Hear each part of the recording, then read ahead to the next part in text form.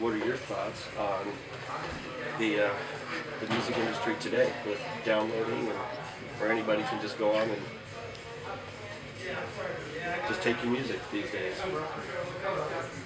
It's decimated what we knew. It made it next to impossible for bands who are starting out because there's no infrastructure to promote. And that's what record companies used to do. The artisan development. There is no such thing. And because record companies aren't backing bands, there's no real recording budgets. So therefore, no producers. So how good is the music coming up and the sound? Everyone thinks it's great. Is it? Yeah. Without a real producer, you're never gonna get your band to sound as good as it could. Absolutely. No way.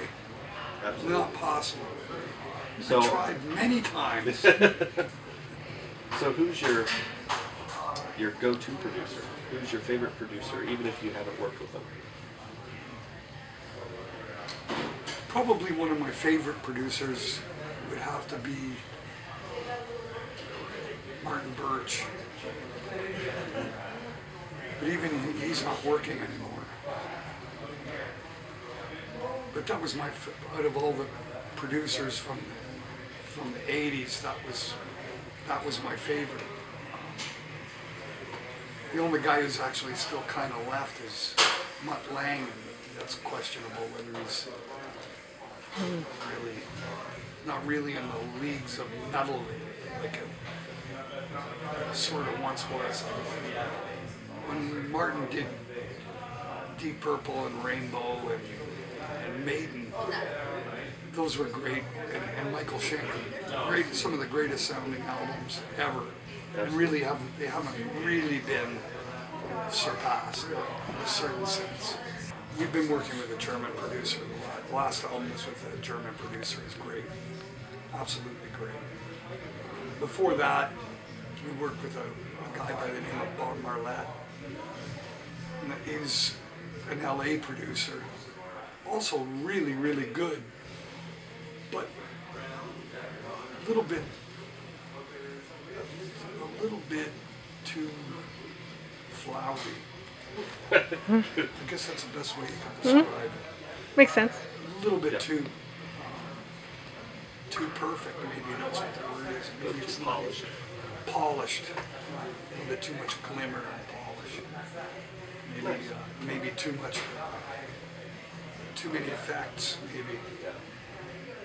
maybe it's reverb, maybe it's, I don't know. Maybe it's turning down the treble on the guitars, maybe it's, I don't know, it's a number of different things that different ears gets. But as far as performances and mixes, really good. Can't complain about it. But I kind of prefer a little bit of rawness. Absolutely. You can hear it hasn't been held back. So on the heels of that, with producers and the way that the industry is, what would you say to a young band now starting out that's recording on Pro Tools in their basement? And They're not going to know what they're doing. And the biggest problem with using Pro Tools is it makes novice players sound great, and then they can't perform it because everything that they've done has been cut and paste together, and they've never played the performance top to bottom. Yep, if you're going to use Pro Tools, you've got to know at least at the very minimum that your bed tracks is played as a band. And that doesn't mean play to a click track and then have the drummer dub in the drums. It means play with your drummer and get your solid tracks as you can, like that with a natural feel, if you can.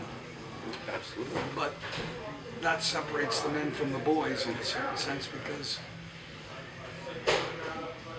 few and far between drummers can play top to bottom through a cut without slowing down, speeding up, or making a mistake somewhere. Right, right. Which event, and what that transcends to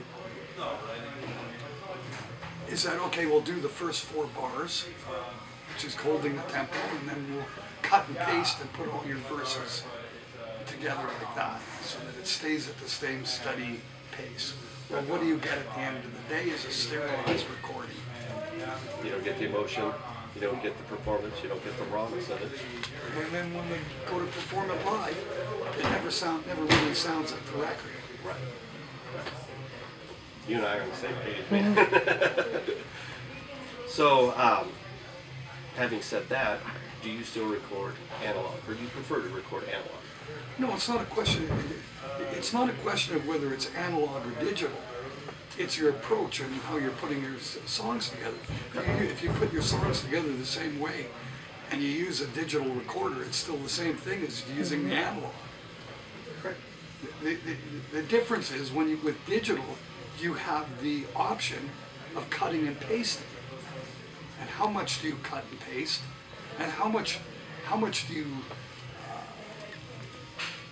use quantizers to keep it in the same tempo? And in other words, at the end of the day, how much do you remove by using the digital technology? How much do you remove by adding what you're perceiving as perfection? Perfection is not something you really want to record. Everybody thinks that's what they want, but once you hear it, you go, what's wrong with it? And you can't figure out why it's not getting you off. Well, it's not getting you off because you've removed all the emotion.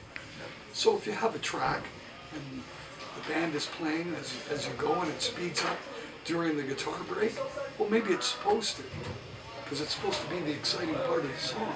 Right. And it's the open part that everybody just starts rocking the field. It might increase in speed. It may even slow down. It's whatever it does, leave it alone, okay? Because the second that you make it linear, what are you listening to? Emotionless music. Yep. There is no excitement. There is no bunch of guys going, yeah! And all of a sudden you've removed all the excitement. Like You've just made it, okay, we're just playing.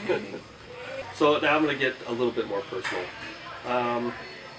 So what was the first album you ever bought that you just had to have? That was the one album that you would have done anything for? I don't know. I mean, I usually was introduced to the music before I bought it. In most cases. So, not like I didn't know what I was buying. Right.